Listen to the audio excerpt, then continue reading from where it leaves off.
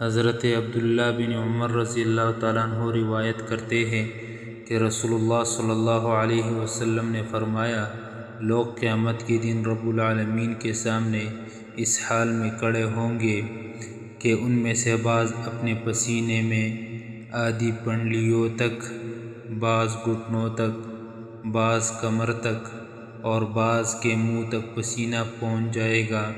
ایک روایت میں ہے کہ رسول اللہ صلی اللہ علیہ وسلم نے اپنے ہاتھ سے اپنے منہ کی طرف اشارہ فرمایا کہ بعض لوگوں کے منہ تک پسینہ پہنچ جائے گا۔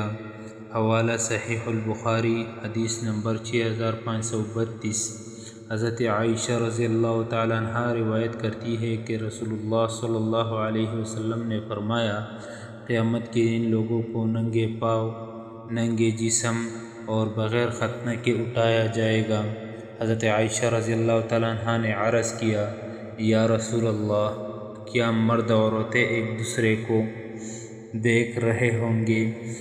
آپ صلی اللہ علیہ وسلم نے فرمایا، اے عائشہ، اس دن کا معاملہ اتنا سخت ہوگا کہ کسی کو کسی کی طرف دیکھنے کی فرصت ہی نہیں ہوگی۔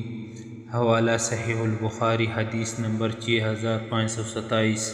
حضرت ابو سعید الخدری رضی اللہ تعالیٰ عنہ روایت کرتے ہیں کہ رسول اللہ صلی اللہ علیہ وسلم نے فرمایا، قیامت کے دن ایک پل جہنم پر رکھا جائے گا، پھر انبیاء علیہم السلام دعا کریں گے، اے اللہ سلامتی عطا فرما، اے اللہ سلامتی عطا فرما۔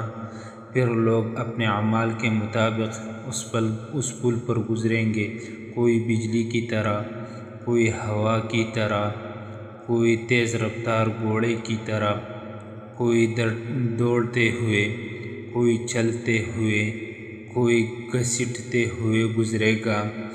بعض نجات پا جائیں گے، بعض زخمی ہو جائیں گے اور بعض جہنم میں گر جائیں گے۔